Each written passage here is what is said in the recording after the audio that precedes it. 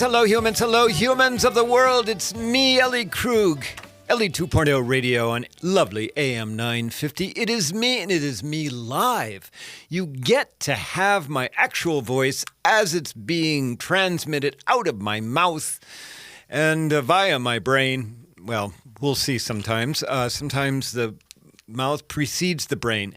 At any rate, I'm here. I am thrilled to be talking with you live. This is, in the span of nearly 3 years of this show, this is only the third time we've ever been live with it. So there you go. If I sound excited, maybe even a little giddy, that's because I am.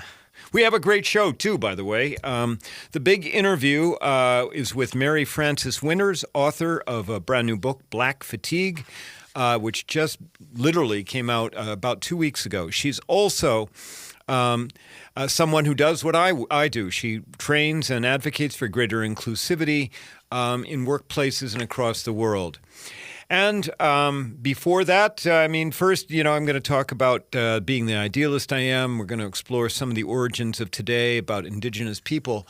And I would love to hear from you. I really would. I don't ever get to speak to listeners, so if you've ever been wondering why is her voice so deep, or why is she so unabashedly idealistic in a world that is so negative at times, call me. Let's have a conversation about that. Number is 952-946-6205. I'd love to hear from you. I'd love to hear. I don't get to do live shows very often, and I love speaking to listeners. So please call me, 952-946-6205. All right, so we are here today, Monday, the 12th of October, Indigenous Peoples Day, formerly known as Columbus Day. But, I want to talk about how it is that we got to calling it Indigenous Peoples Day. And some of what I'm going to share is from an October 2019 University of North Carolina, Chapel Hill Professor Melinda Lowry's interview with someone. She is the director of the UNC's Center for the Study of the American South, and I'm also going to be using some information from the Smithsonian National Museum of the American Indian. So the first documented Columbus Day that ever took place occurred in 1792 in New York City, on what was then, of course, the 300th anniversary of Columbus landing in the West Indies. Then, 70 years later, in 1869, this day became a day of celebrating Italian-American heritage in San Francisco. Remember, Columbus was Italian. He was in the service of Queen Isabella of Spain. Toward the late 1800s, President Benjamin Harrison, who, by the way, was a one-term president between 1889 and 1893. I'm hopeful that we will soon have another one-term president added to that list. In the late 1880s, President Harrison proposed a national celebration as a way of honoring descendants of all those who had immigrated to the U.S. So that was really about trying to, in some way, make it so that Columbus Day was about people who had immigrated. Fast forward to 1934, when FDR was president, he declared that the very first real national observance of Columbus Day, said that it would happen on every October 12th. And that came about after lobbying by New York City's Italian community. Remember that in the 1930s, Ferrillo LaGuardia was New York's mayor, and the Knights of Columbus, which was heavily influenced by Italian ancestry people. And so Columbus Day really took hold nationally in 1934. So now, 30 years later, President Nixon changed the date of the holiday to the second Monday in October. Okay, so now there has always been opposition to Columbus Day within the Native American community, the American Indian community. And, think about this, about how celebrating the day of a man who enslaved West Indians. He did. He brought back people from the Caribbean back to Spain as enslaved humans. So, and then, of course, his exploration spurred all kinds of genocide in the Bahamas as well as in the what became the United States. So think about you being American Indian and knowing that the day of an enslaver, somebody who engaged in genocide, was celebrated in the country in which you lived. Think about that. Think about how it weighed on you. So the American Indian communities always opposed Columbus Day. And then as the civil rights movement in the South was building in the 50s and 60s, American Indians began to assert their rights in what was known as the Red Power movement. Of course, we've heard of the Black Power movement. It was the Red Power movement, which worked to make American Indian people more politically active. Now, in the beginning, really, of Indigenous Peoples Day came in the late 1980s when South Dakota passed a resolution to celebrate Indigenous people. Now, that was just to celebrate Indigenous people. It wasn't to put it on a particular day on the calendar. And at first when I read that, I thought, well, wait a minute, South Dakota isn't very liberal. But then I read a little bit further and then realized that South Dakota has a very large American Indian population. So it would be fitting that Indigenous Day really did arrive from South Dakota. But it wasn't until 1992, on the 500th anniversary of Columbus's arrival. I mean, I don't know. Why do we wait till these anniversary dates? Why don't we just do things? But it wasn't until 1992 that someone said, let's replace Columbus Day with Indigenous Peoples Day. And that's exactly what happened in the hotbed of liberalism, Berkeley, California, in 1992. So, since 1992, there have been many cities and 15 states and the District of Columbia that have come to recognize Indigenous Peoples Day. Here in Minnesota, it's kind of still getting billed with Columbus Day, so I think that we have to work on it. I suspect that if the election goes to Joe Biden, we will see in the next 4 years after that national abandonment of Columbus Day altogether. I believe that. And then, of course, that would be a good thing.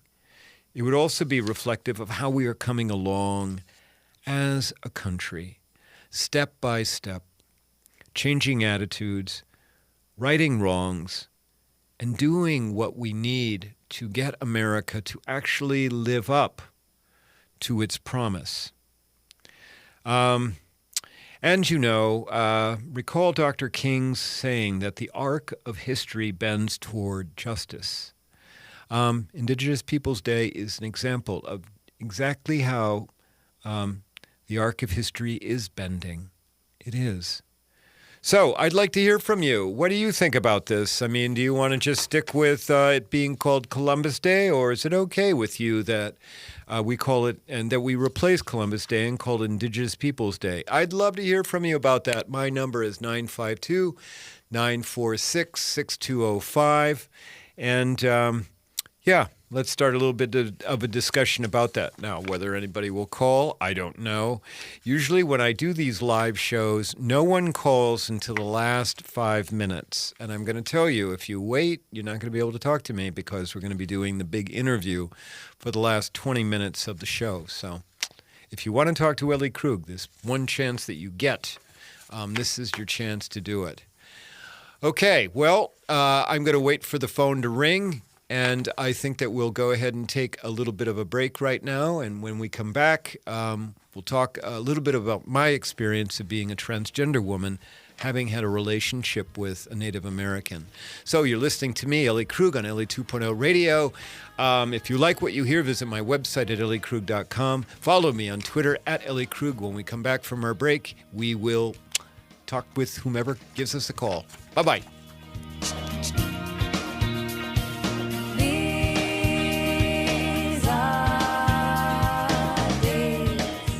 Considering replacing your vacuum? What do you do with the old one? Throw it in the garage? Worse yet, throw it in the garbage?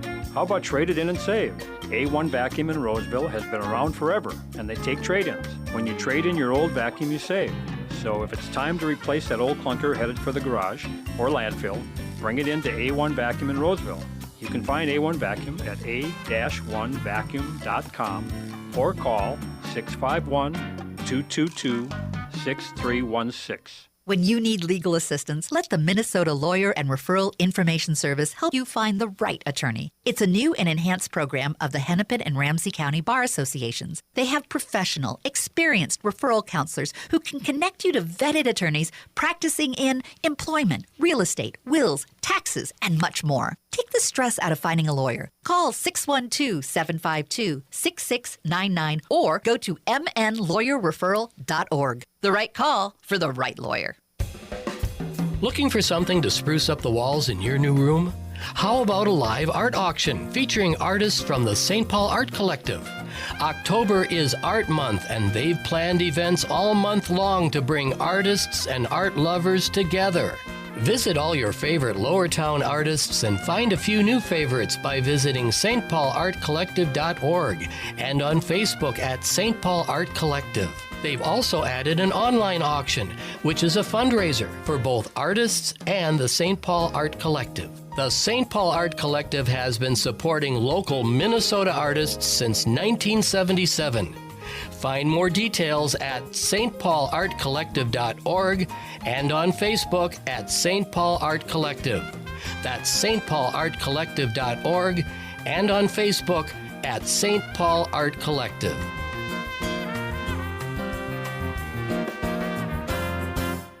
Food Freedom Radio is generously supported by Seward Co-op, now offering online ordering and pickup at both the Franklin and Friendship stores. Shop online at seward.coop/curbside and then pay over the phone. Just call when you arrive at the store for pickup. It's that easy and safe. Offering dedicated pickup times for our first responders, seniors, and those with compromised immune systems from 1 to 2 p.m. Start your shopping at seward.coop/curbside. Stay safe.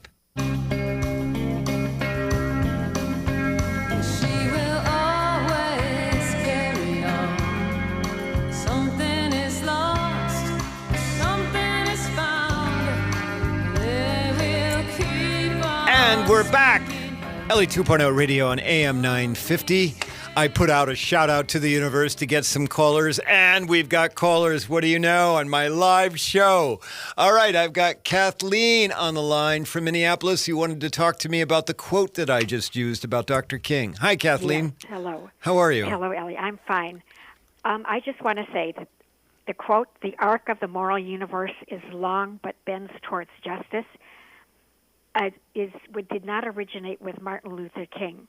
It's something that Theodore Parker, a 19th century Unitarian minister, wrote, a Unitarian minister who was also an abolitionist. But he wrote that. And I remember listening to a speech by Martin Luther King on Kinshasa Kambui's program on KFAI. And I finally heard him say it as though he had originated it. Because I've heard him give attribution to other people from who he's copied what he has said, but he never attributed that statement to Theodore Parker. Well, you know what? I appreciate that. And, I do because, heck, I'm always learning. And I will tell you, Kathleen, I've written down Theodore Parker's name because Theodore Parker sounds kind of like an idealist to me. So I'm going to read up on Theodore Parker. And maybe my show, he may be showing up as somebody that I will highlight. As a historical idealist. I really appreciate you calling in, and I appreciate you helping with that. I really do. Okay, well, I appreciate that you acknowledge it. Thank you. Yeah, thanks for listening, and thanks for wanting to be involved. I appreciate it. Okay, I've got on the line also Jan. So, Jan, we've been talking about this being Indigenous Peoples Day, and you wanted to talk with me about your experience as a Native person. Yes? Yes, I did. And, I grew up in Pipestone, Minnesota. I'm Native American, but I was a resident at Pipestone. But back in the day, I'm 83 years old, but back in the day, the government used to take Native children away from their families, not with their permission, but they would just kind of round up children. Yep. And they were taken down to Pipestone and put in an Indian school. These children were as young as 5 years old. The parents were not notified. They were put in the Indian schools, and they stayed there until they were probably in the 7th or 8th grade. I don't really remember. And from there, they were sent to Flandreau, South Dakota, which was about 18 miles away. And they were kept there until they were released at age 18 and given $20 apiece and sent to the nearest city from where they came from. And the Indian children were taken from Minnesota, Wisconsin, North and South Dakota, Iowa, Nebraska, and they were sent with their $20 to the nearest town or state from where they came. So, these children, yep. These children, as I said, I lived in Pipestone, and these children were brought there, and I went out to the Indian school every day after I got out of school, and it was a mile away from town, and these children were kept in dormitories, and at night when the lights went out, they had army-style cots in these dormitories for kids. And when the lights went out at night, one child would start to cry, and pretty soon they were all crying because they were lonesome. They were homesick. Right. So, and it's a and lots of them would run away, and there was only one highway out of Pipestone which went north, and that's where they went. And when they were apprehended, they were punished. So Jan, I'm gonna stop you, and I just want to, first of all, I want to thank you for calling, and I want to thank you for helping to remind us of the horrors that white people, white colored people, inflicted on Native Americans. That's right. The idea of taking children from humans, from their parents. Unfortunately, well, that's exactly what Donald Trump has done down on the border. Yeah, and you beat me to it, but that's exactly where I was leading. And so, it's an old playbook of oppression. It really is. And you begin by breaking the bonds that people have, and blood bonds are the strongest bonds that humans know. So, listen, I really appreciate you giving me a call, and I appreciate you enlightening us to that experience. And I've got to imagine that it was hard on you. And, you've been carrying this, of course, for a very long time, as do Native Americans as a people carry this. There are so many. I want to add one more thing. Can you do it quickly? Yep, go ahead. Yes, I will. That $20 got them to a bus station in downtown Minneapolis or St. Paul or Chicago or Omaha or wherever it was. And that led to an alcohol problem with the Indian people. And, where do you go? You've lost your culture, your family, your friends. You've lost everything, and you end up with $20 on the street. Yep. So thank you, America or United States. Okay. You made the problem, now you try to fix it. Well, that's exactly right. We created the problem, Jan, and we, white-colored people, have an obligation to fix the problem. That is what we have to do. There's no question about that, and I appreciate you calling. I will tell you, listeners, it's not a whole lot, but to call it Indigenous Peoples Day certainly is something that we can do. Now, of course, the Indian schools have been outlawed, but Jan raises a really critical point, and we're going to, in a little bit, we're going to probably hear this echoed from someone about the Black community, and that is this: when the messaging from society in general is that you are lesser, that you do not matter, that you are not one of quote unquote us, when that messaging is heard over and over and over, it seeps into you. It does. And so it's no surprise that we have people that are depressed and people that are despondent, people who turn to addiction as a way to cope, when you are regularly told by society that you are lesser. And so, unfortunately, that messaging continues to be echoed in a variety of ways right now in America, in a variety of ways. And part of the reason, almost all of the reason why I do my work and I'm an idealist is because we have to get beyond that kind of messaging. We have to get beyond what we do to make people other. So, all right, we've got a little bit of time. If you want to call in for one last call at 952-946-6205, that would be great. And in the little bit we have left, unless somebody calls, I'm just going to share with you this. I mean, hopefully everyone understands I am transgender, okay? The name is Ellie Krug. I know I sound like a dude. If you're on Facebook right now, you know I'm not looking too bad with long blonde hair. But I've had the experience of dating, of having a relationship. Actually, the very first relationship I ever had after I transitioned genders was with a Native American woman who taught me a great deal about Native culture. One of the things that really touched me was that the Native community, American Indian community, really respects transgender people. They accorded some significance in the community as two-spirit.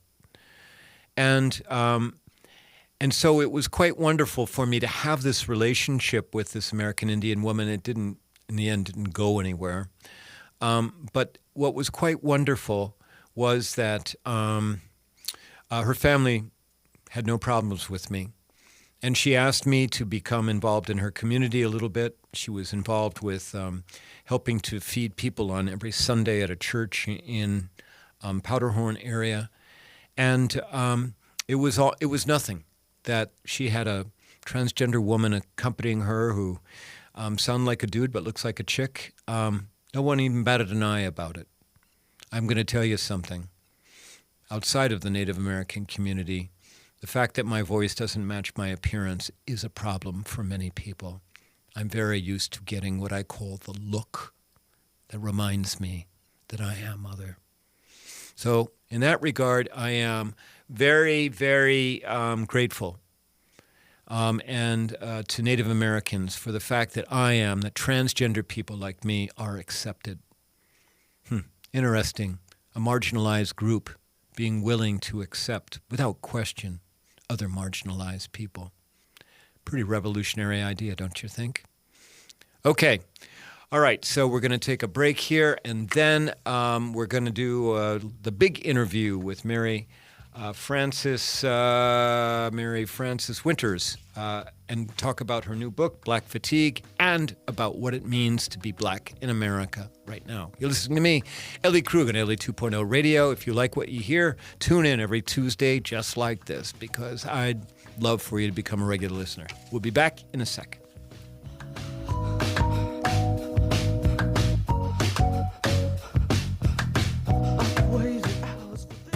Aho, this is Robert Pilot. Wakun Jahade of Native Roots Radio presents I'm Awake.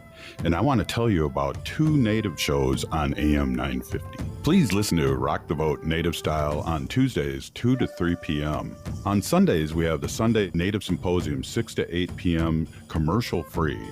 Guests from all over Turtle Island and local politicians. That's Rock the Vote Native Style, Tuesdays 2 to 3 p.m., and the Native Symposium, Sundays 6 to 8 p.m. In the Army National Guard, family means everything. They really appreciate what she's done as a sister as well as a soldier and, supporting their country. Our parents, they were really supportive that all 5 of us would join. Family members that are soldiers in the Army National Guard inspire and influence, setting a path for others. It's validating knowing that, I kind of did my part to make sure this is what they actually wanted and that they feel the same way I do. I'm really proud that we get to help shape the future, and I know that my sisters are going to be amazing soldiers. Serving part-time in the Army National Guard instills pride that you and your family will share in. A lot of pride, and they're just out there doing something every day and then serving their country as well. I got my education because of the Guard. I got to travel a little bit and experience a whole different culture. Visit NationalGuard.com to learn more about part-time service. Sponsored by the Minnesota Army National Guard. Aired by the Minnesota Broadcasters Association and this station. As a family-owned business, Standard Heating and Air Conditioning has been serving the Twin Cities since 1930. A new furnace or air conditioner from Standard Heating and Air can lower your monthly utility bills, administer more consistent temperatures, and even improve indoor air quality, making your home safer and healthier for the whole family. The average heating and cooling system lasts 15 to 20 years. So if yours is on its last legs, call Standard Heating and Air Conditioning. Learn more at standardheatingdeals.com. Standard Heating and Air Conditioning, the comfort you deserve. How long till my soul gets it right? Will any human being ever reach that kind of light? I call on the resting soul of Galileo, king of night vision, king of insight. And we're back on AM 950 Ellie 2.0 radio. Okay, everyone. Well, this is the time for the big interview, and I have on the line with me Mary Frances Winters, who is both a writer as well as an inclusion advocate, somebody who goes around doing the kind of work that I do, speaking and training about how humans can get past racism and other things. Mary Frances, are you there? I am here. Thank you so much for having me. Welcome to Ellie 2.0 radio. I am just thrilled to have you here. I found out about your book, and as soon as I found that out, I'm like, okay, we need to have her on the show. So your book, Black Fatigue, with a subtitle of How Racism Erodes the Mind, Body, and Spirit, came out, about a couple of, maybe 3 weeks ago, yes? September 15th. Okay, all right. Well, we're just about a month out. And so this is a book. Can you explain to us what the book is about? I mean, the title, of course, helps. And then I absolutely want to talk about your work. Yeah, thank you so much. The book is about the intergenerational fatigue, this malaise that Black people have as a result of over 400 years of fighting for equity in this country, a place that we haven't gotten yet. And so it's intergenerational. There are studies that show that the stress that we carry, the extra stress, gets into our cellular system and actually does get passed down from generation to generation. Okay, well, that's a lot, of course. We just, I know that you just came on the show now, but the first half of the show was talking about Indigenous People Day. Yes. And we had a caller call in, Jan, to talk about, the Indian schools and how children were taken away from their families. And, the horrors that white people, I refer to white people as white colored people because most white people don't believe white's a color. But, the horror that white colored people, inflicted on Native Americans, Indigenous people, and how that, for Indigenous people, how that weighs on them. I mean, the messaging from society is that you are lesser. And so let's carry that over to the Black community. You've got, the Black community shares, of course, with Indigenous people the kind of oppression that goes back hundreds of years. But for the Black community, the idea that you were considered property for so long, just generations. Talk to us about that. Yeah, absolutely. And so in writing the book, it was difficult for me to just confine it to Black people. I chose the title Black Fatigue because I could have said Black, Indigenous, people of color fatigue. And in the book, I do acknowledge that there are other subordinated groups that absolutely, and Indigenous people in this country, you just had the last segment on that, and we know the ramifications and the manifestations of that. So I do want to give honor to the first people who were in this country and experienced colonization. It is really mind-boggling to think that we think we've made progress, and then we see things like over the last few weeks, the executive orders that have come out that say we cannot even do this kind of training, which has been labeled as being divisive and anti-American.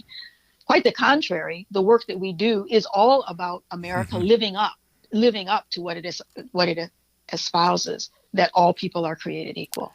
No doubt about that. And I want to talk about the executive order. But before we do that, can you talk more about, how this messaging from society over, hundreds of years has seeped into, for Black people, the psyche? And how does that show up on a day-to-day basis for Black folks? Yeah, so sometimes it shows up as internalized oppression, like all of the negative stereotypes become internalized, and you don't even recognize that you have accepted these ideas that you're less than, this deficit mindset, this idea that because you're Black, there's only so much you can do. There's, because the powers that be are so much against you. On the other hand, I think there is also a groundswell of people for generations who have held hope, who have been resilient, who have been strong. But therein lies the Black fatigue, the extra work that you have to do to stay positive, to stay strong, because at every turn, practically, there's something that's trying to pull you back. But we see this in small children. We see this in elementary school children, where the internalized oppression, the self-fulfilling prophecy, if you will, you don't expect much of me, so I'm not going to give much. The Black doll experiment that was done in the 40s and then repeated a few years ago, that showed that Black preschool children will pick the white doll as the better doll, will pick the white doll as the smarter doll, the white doll as the prettier doll. And so it starts early, this sense of not being as good as. Well, it's interesting. I've been a mentor through Big Brothers Big Sisters, and then on our own to a biracial girl. We started when she was 7. She's now 15, going on 25, but she identifies as Black. And I vividly remember two things about my experience with her. First is she picked up all on her own and asked me a question one day. Ellie, why is it when there are people accused of crimes on TV that they only show the Black people and they don't show the white people as the criminals? And then I remember her telling, and she has said this to me several times, is that I wish I was right. I was white, Ellie. Everything would be easier for me. Everything would be better because white people have it better. And so, and it turned, my counter messaging to her has always been, you are darn smart. You are such a smart person. You are going to do great in the world. You just got to hang in there and keep plugging away, and I'll do my best to be, your ally. But how do we get people past that messaging? I think we have to do just what you're doing. We have to keep we have to turn that deficit message around. We have to keep the positive messages going, and not just, we do it at the individual level, we do it at the interpersonal level, but we have to do it at the systemic level as well, and not accept the disproportionality, not accept, for example, 19% of the preschool children in this country are Black, and 46% of the preschool children who are suspended or expelled from preschool are Black. Right. Now, how are you going to suspend a preschool kid? They're less than 5 years old. I mean, isn't there another way? And don't we, and to be able to say, that is not acceptable. We're not going to do that. We're not going to have this outcome next year. We're not going to have this outcome the next time, because we're going to look at the root. That's what systemic racism does. We're going to look at the roots. We're going to look at why this is happening, and we're going to turn it around. No questions asked. We're going to do that. So why do white colored teachers have far less patience for children with skin colors other than white. I mean, it is, and so it goes all the way back to how are we teaching our teachers, and how are we selecting our teachers, and all the messaging they get about skin color as well. So I wanted to ask you, I mean, in your book you write that Black children grow up too fast. And what do you mean by that? And how does that manifest? It's something that the experts call adultification. And so they've done a number of different studies, and different academic institutions have done these studies. So they're not just coming out of one place, where they find that Black boys are seen as older than their age. And so if they're 9 years old, they're really seen as being 13 or 14 years old. And that's why the criminal justice system treats them more severely than they would a white kid. Black girls are seen, in this one study that they did, are not seen as needing as much nurturing and as much care as white little girls, that they're seen as older than they are. And, intro group, we do some of it ourselves. We talk about little man, right? We call our little boys little man, right? Instead of letting them be a little boy, right? Right. Man up, right? You better not cry. These are all terms that, through my years, I heard other people, say.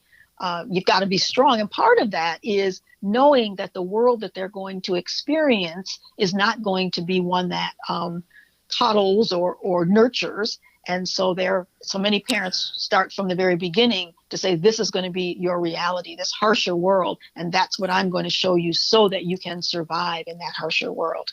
But then that, of course, does that create harsher people? I mean, well, it can create I think it creates broken people. Yeah, I think it creates, I think that's what it creates. I think it creates people who have a difficult time, being whole, holding those emotions in. And, we talk sometimes about, post-traumatic stress syndrome, but we also talk about racial trauma and how racial trauma can play out like post-traumatic stress syndrome. So yes, you get the outcomes that look like the outcomes that we get. More domestic violence, more activity that puts Black people in the criminal justice system, and all of those kinds of things. And it's so complex. That's what I try to lay out in the book: the complexity of all of this. It's not so simple as to say, Black person committed the crime. Okay, do the time. Well, the time is going to be more, typically. And right. We see this play out, right? We see the police brutality that's disproportionately targeted to Black people. So, Mary Frances, I know that I've got you're talking to one of the most liberal people you're going to find, and you're speaking on a very progressive radio station. So right now I know there are white-collar people listening, and they're asking, what can I do? How can I help with this? How can I help with Black fatigue? How can I help change the way America is right now? And I'm going to give you about a minute and a half to do that, and we're going to have to take a break, but we can come back and you can do more after that, okay? So what would you say to the white people listening right now? Get educated. Do your own education around the history, around the policies, practices, laws that are that are laws that disproportionately impact in a negative way Black people. Speak up and speak out. I talk with so many white people, good white people, who want to be an anti-racist, if you will, but they will admit that they don't say anything. They don't challenge the system. So that's what's really important. So ask questions, have some fearlessness in you, and self-educate. And, so when you and I are in the same business, and when I speak with white audiences, one of the things I remind them is this is not the kind of thing you go and you ask a Black person to stand up in the room and explain what does it mean to be Black. This is where you actually... Wikipedia is a great thing. It can tell you everything you need to know about Juneteenth and the Tulsa race riots and about enslaved humans. And so white people just need to go and do that work, right? Exactly. Okay. Well, listen, your book, Black Fatigue, How Racism Erodes the Mind, Body, and Spirit, where can people find it if they want to buy it, which I hope they're going to do? Wherever they buy their wherever they buy their books, Amazon, and also I want them to also patronize the independent bookstores. So for sure, that's really important. The small bookstores and the small Black-owned bookstores. Absolutely. Yeah. We want to support independent bookstores for sure. Okay, well, listen, we're going to take a break, and when we come back, we'll talk a little bit more about your book, and then I want to talk about that executive order that the Trump administration has put out. Okay? All right. All right, everyone. We've been speaking with Mary Frances Winters, the author of Black Fatigue, How Racism Erodes the Mind, Body, and Spirit. Get it on Amazon, Kindle, or Nook, or particularly at your independent bookstores. When we come back, we'll speak a little bit more with Mary Frances. Thanks.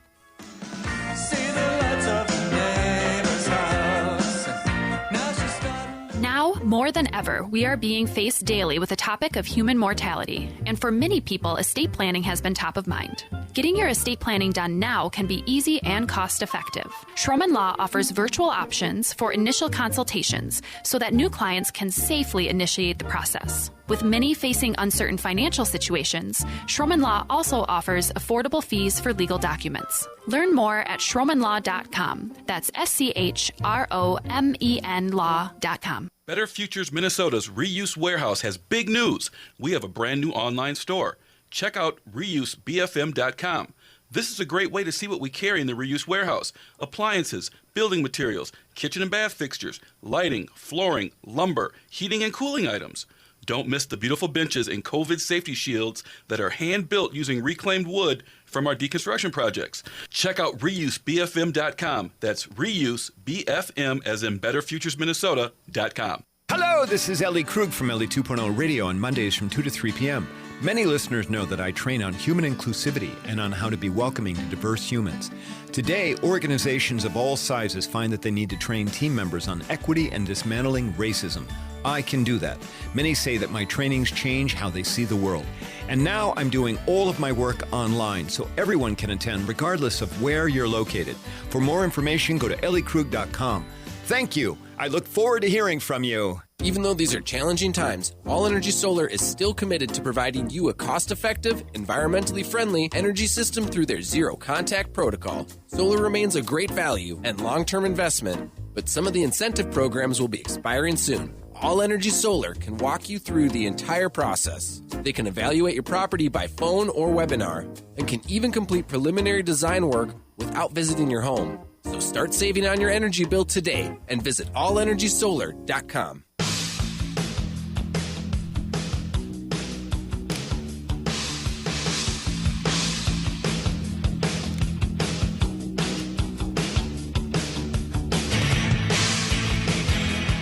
And we're back on AM 950 Ellie 2.0 Radio. You're listening to me, Ellie Krug, and I've been interviewing and speaking with Mary Frances Winters, the author of Black Fatigue, How Racism Erodes the Mind, Body, and Spirit. And Mary Frances, when we took our break, we were talking about how white people, white-collar people, can do more. And one of the things we talked about is about self-educating. You know, I think that for many white people, this is also overwhelming. Although I don't know about you, but I mean, I've been doing a lot of work since George Floyd's murder. And I have to tell you, I have been finding such a large demand from people for anti-racist training. A large demand, particularly from elected officials that I've been speaking with and training, about how can they first identify what is structural racism, how can you identify it, and how can you get past it. What are you finding in your work, particularly since George Floyd's murder? Absolutely. Just an explosion in the work. I've been doing this work now for 36 years. The Winters Group has been in business doing this work for 36 years. And I must tell you that I am frustrated that so many people have come forward, so many leaders and organizations saying, we didn't know. We didn't know that racism was still such an issue in this country. We didn't know the history. Come on, folks, where you been? I love it. No, you're absolutely right. I mean, all it took was to just open your eyes. But, you know, I mean, people don't like to be uncomfortable. This stuff is very, disquieting for people. particularly people who hold the levers of power, which are usually older white collar men. But and so let's talk about what the Trump administration is trying to do. So you alluded to the order. Can you go on and explain it? Talk about the order. Yeah, so there are actually two orders. And the first order that came out restricted, prohibited government agencies from continuing their anti-racism work. The second order that came out a couple of weeks after that first order restricted, prohibited any government contractors from conducting what they call anti-American divisive training. That would be the discussion you and I are having right now, right? Correct. Correct. Well, and the problem with the second order is that, as I'm seeing on my end, anybody who gets government funds is interpreting that to mean that they're a government federal government contractor. So, I'm seeing on my end, like schools, like, certainly governmental agencies are just like, we like you, Ellie, but we don't think we can have you. What are you finding? So I don't do a lot of government work. I never have in the 36 years I've been in business. And the reason I don't do a lot of government work is because of just these kinds of things, but also because there's just a lot of red tape to do business with the government. So most of my clients are corporate, and the corporate world really can't back away from this now because they came out in June with all of these statements of solidarity. They came out and said, we're going to do anti-racism training. They came out and said, we're going to prioritize hiring more Black people into leadership roles. And so the government is now coming out and targeting those companies as well who have been vocal since June with their statements of solidarity and what they're going to do. And many of these companies, practically every large corporation somehow does business with the government, right? Sells something, has some connection to the government. But I'm finding that for the most part, most of the organizations that I'm working with are going to move forward. And I think that's what we have to do to combat this. But when I read the when I read the executive order,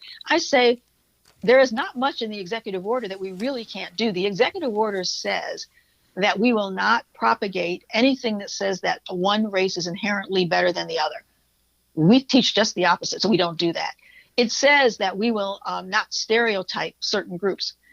We do just the opposite. Stereotyping, we say in our work, is not a good thing because it's a narrow description, a narrow characterization of any particular group.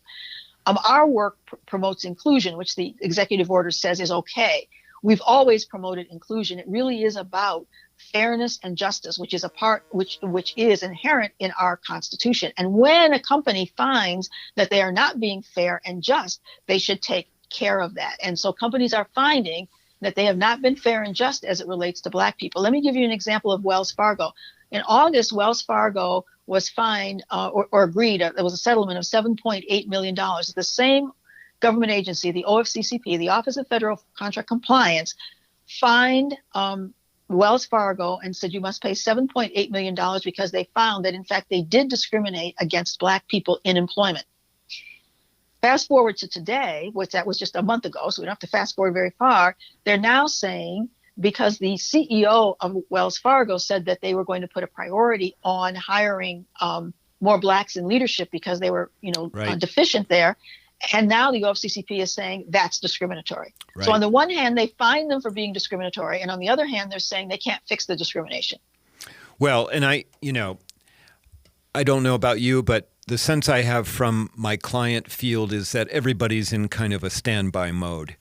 Going to wait to see what happens on November 3rd, because you and I both know that if Biden gets in, these orders that you just spoke about are going to be rescinded probably within the first day. That would be my guess. It would be, but even if when we get a new administration, there's a lot that they can do between November and January. Oh, gosh. Don't get me started on that. So that would be my fear. So my approach to it is not to sit back, but my approach is to hit the executive orders head on by saying our work complies with the executive order. No, and I think that that's a really great approach. I'm on the executive committee here of a thing called the Twin Cities Diversity and Inclusion Roundtable, which is a collection of about 200 DE&I, diversity and equity and inclusion professionals. And I will tell you, there are people that are hurting here. And I appreciate the fine reading of the executive orders, but it's more the idea about the government coming in and wanting in one way or another to chill the work that you and I do, to chill the work around trying to deconstruct structural racism. I mean, it's mind-blowing that you would have the government, what's next? I mean, are they going to start putting people in jail? That type of thing. And are they going to,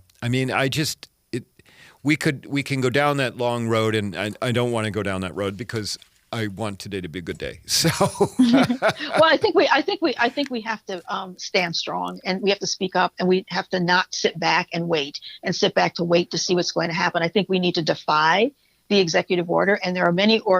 I know that the corporate world is developing their own statements against those executive orders. And I know that I can't name my clients because I have non-disclosure agreements with them, but I have many very, very large corporate clients who are going full steam ahead and are not paying any attention to those executive orders because the values of their company that they have espoused and that they have stated are that they are for diversity, equity, and inclusion, and that they will create a fair and just inclusive environment. And in those places where there are not, they're rectifying that. And I think that they're willing to take the whatever happens, the consequences for doing that. All right. Well, Mary Frances, I could talk to you all day, but we've got to go. I want to thank you very much for being on Ellie 2.0 Radio. I've been speaking to Mary Frances Winters, author of Black Fatigue, How Racism Erodes the Mind, Body, and Spirit. Thanks so very much for being on the show, Mary Frances. I appreciate it.